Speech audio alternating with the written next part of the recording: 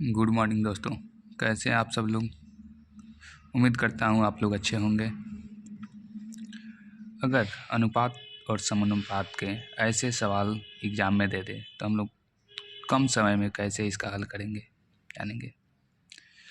देखिए, दिया है ए और बी की मासिक आय का अनुपात 4:3 है एवं मासिक व्यय का अनुपात 3:2 है। यदि माह के अंत में प्रत्येक की बचत 600 रुपया हो तो ए की मासिक आय कितनी है। तो इसको हम लोग पहले लिखेंगे। आय का अनुपात दिया है, ए और बी के लिखेंगे ऐसे। ए और बी के आय का अनुपात दिया है 4:3 तथा व्यय का अनुपात दिया हुआ है। व्यय का अनुपात कितना दिया हुआ है 3:2। ठीक है, दिया हुआ है। अब हम इसमें यहाँ से बचत निकाल लेंगे। देखिए, आय जब होता है ना, मैंने हमारी पूरी कमाई कुल आमदनी क्या है वो होती है आय, और व्यय मतलब हम लोग जितना कितना खर्च किए वो होता है व्यय, और बचत जितना कमाया उसमें से जो बचता है उसे बचत बोलते हैं। तो अगर हम इस आय में से व्यय को घटा लेंगे तो बचत निकल जाएगा। 4 में से 3 जाएगा 1, 3 में से 2 जाएगा 1। अब देखिए, अगर अंतर समान आ जाए ना, बचत का अंतर जो है समान आ जाए, दोनों का ए और बी के बचत का अंतर समान आ जाए, तो यहाँ पर पहले करेंगे समान। तो आगे हमारा है, तो प्रत्येक की बचत 600 है, यानी ए का भी बचत 600 है, बी का भी बचत 600 है। तो अब लिखेंगे यहाँ पर, अब पूछ रहा है बचत आ गया बराबर, तो ए की मासिक आय कितनी है। आय का अनुपात दिया है 4:3, तो ए का मासिक आय 4 है और बचत कितना करता है प्रत्येक बस 600। प्रत्येक की बचत 600 रुपया है, तो 400 में 600 से गुना कर देंगे तो इसका पूरा मासिक आय निकल जाएगा 2400।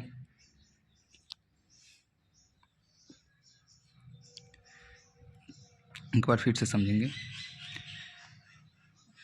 पूछ रहे हैं, देखिए, ए और बी के मासिक आय का अनुपात 4:3 है, तो आय का अनुपात लिख लिया 4:3 तथा व्यय का अनुपात 3:2 है।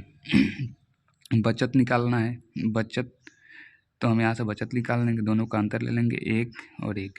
जबकि दिया हुआ है प्रश्न में, यदि माह के अंत में प्रत्येक की बचत 600 रुपया है, माह के अंत में प्रत्येक की बचत 600 रुपया है, यानी प्रत्येक की बचत, ए की बचत 600 रुपया है, ए की बचत भी 600 रुपया है और बी की बचत भी 600 रुपया है। तो ए के आय का अनुपात निकालने को बोल रहा है, ए की मासिक आय का अनुपात, जबकि आय का अनुपात 4:3 है ए और बी का, तो 4 में आय में 600 से बचत से गुना कर देंगे तो ये मासिक आय निकल जाएगा 2400।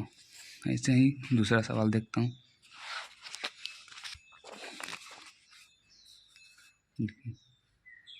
ए और बी के मासिक आय का अनुपात, वैसे ही पहले लिखने को सीखेंगे, ऐसे ही लिखेंगे कभी भी। ए और बी के आय का अनुपात, आय लिखेंगे यहाँ पर, और आय, ए और बी के मासिक आय का अनुपात 3:2 दिया हुआ है, 3:2 लिखेंगे तथा व्यय का अनुपात कितना दिया हुआ है, व्यय का अनुपात 5:3 दिया हुआ है। तो यहाँ से हम बचत निकालते हैं। बचत करेंगे, 3 में से 5 जाएगा 2 हो जाएगा, और 2 में से 3 जाएगा 1 होगा।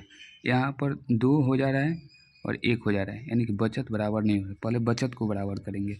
अगर हम इसमें आय में 2 से गुना कर दें तो हमारा जो अंतर होगा 1 हो जाएगा। 3 दूनी 6, 6 में से 5 जाएगा 1, और 2 दूनी का 4, 4 में से 3 जाएगा 1, यानी कि आय और व्यय हमारा ए और बी का, अगर इसमें 2 से गुना करेंगे ऊपर आय में तो ये 6:4 हो जाएगा। व्यय दिया हुआ है 5:3। तो यहाँ से हमारा बचत निकल जाएगा, बचत बराबर हो जाएगा 1:1। अब अंतर जो हो गया हमारा 1 हो गया, यानी और बचत 1 हो गया, जबकि दे रहे हैं यदि प्रत्येक की मासिक बचत 200 रुपया है, यानी मासिक बचत 200 रुपया है, तो किसका एक ही मासिक है, याद करें एक का मासिक है। अब 1 बराबर 200 रुपया दिया हुआ है, 200 रुपया दिया हुआ है, और एक का मासिक आय निकालना है।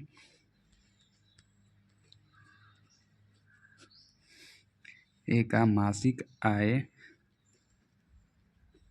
बराबर, अब यहाँ पर 6 दिया हुआ है, हो गया है हमारा, तो 6 गुने मासिक आय, एक का मासिक आय 6 है, 6 गुने 200 बराबर 1200।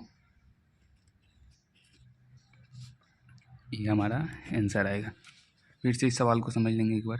ए और बी के मासिक आय का अनुपात 3:2 है, 3:2 हमने लिखा, तथा उनके व्यय का अनुपात 5:3 है, हमने 5:3 लिखा, और बचत दिया हुआ है 200 रुपया।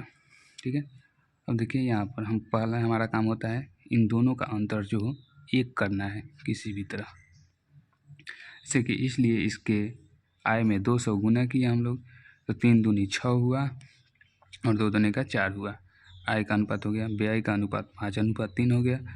अब इसका बचत हो गया 1:2, इसका अंतर लिए 6 में से 5 जाएगा 1 और 4 में से 3 जाएगा 1, तो 1 बराबर आ गया हमारा। बचत दिया हुआ है मासिक बचत 200, तो 1 बराबर 200, तो 1 का मासिक आय 1 बराबर 6 गुने 200 बराबर 1200। ओके, उम्मीद करता हूँ आप लोगों को वीडियो अच्छा लगा होगा। अगर वीडियो अच्छा लगा होगा तो लाइक करिए, कमेंट करिए और शेयर करना मत भूलिए। जय हिंद, जय भारत।